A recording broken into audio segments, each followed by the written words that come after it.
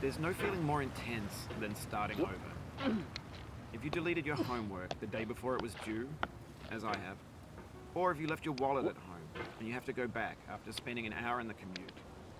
If you won some money at the casino and then put all your winnings on red but it came up black. If you got your best shirt dry cleaned before a wedding and then immediately dropped food on it. If you won an argument with a friend and then later discovered that they just returned to their original view. Starting over is harder than starting up.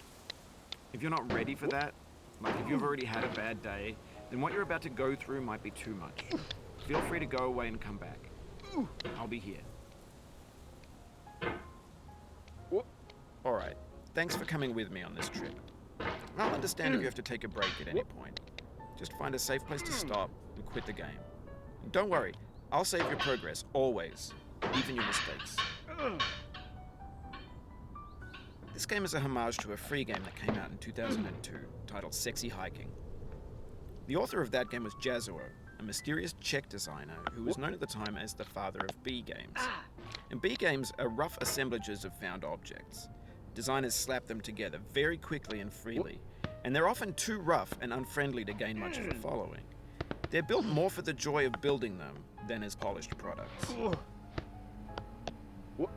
In a certain way, Sexy Hiking is the perfect embodiment of a B game. It's built almost entirely out of found and recycled parts, and it's one of the most unusual and unfriendly games of its time. In it, your task is simply to drag yourself up a mountain with a hammer. And that act of climbing, in the digital world or in real life, has certain essential properties that give the game its flavor. No amount of forward progress is guaranteed. Some cliffs are too sheer or too slippery. And the player is constantly, unremittingly in danger of falling and losing everything. Anyway, when you start Sexy Hiking, you're standing next to this dead tree that blocks the way to the entire rest of the game.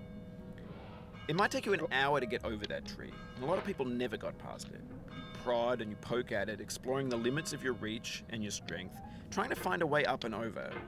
And there's a sense of truth in that lack of compromise. Most obstacles in video game worlds are fake. You can be completely confident in your ability to get through them once you have the correct method or the correct equipment or just by spending enough time.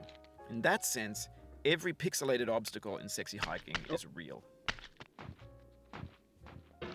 The obstacles in Sexy Hiking are unyielding, and that makes the game uniquely frustrating. But I'm not sure Jazuo intended to make a frustrating game. The frustration is just essential to the act of climbing, and it's authentic to the process of building a game about climbing.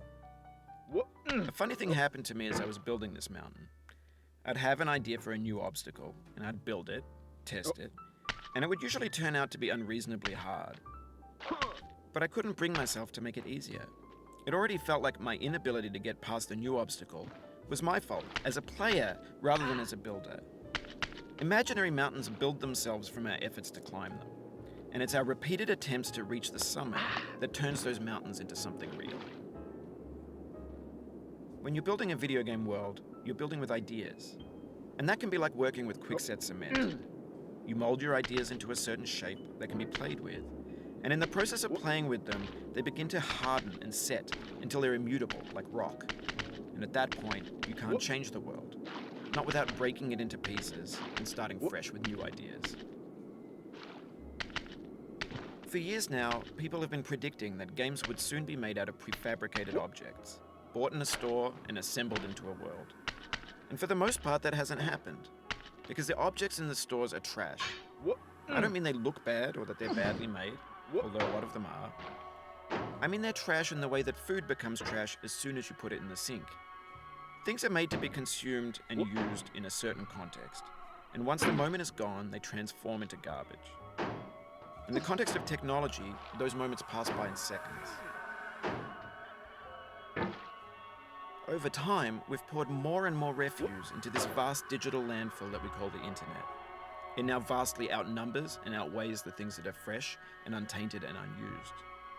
When everything around us is cultural trash, trash becomes the new medium, the lingua franca of the digital age. And you can build culture out of trash. But only trash culture. B games, B movies, B music, B philosophy. Maybe this is what digital culture is. A monstrous mountain of trash, the ash heap of creativity's fountain. A landfill with every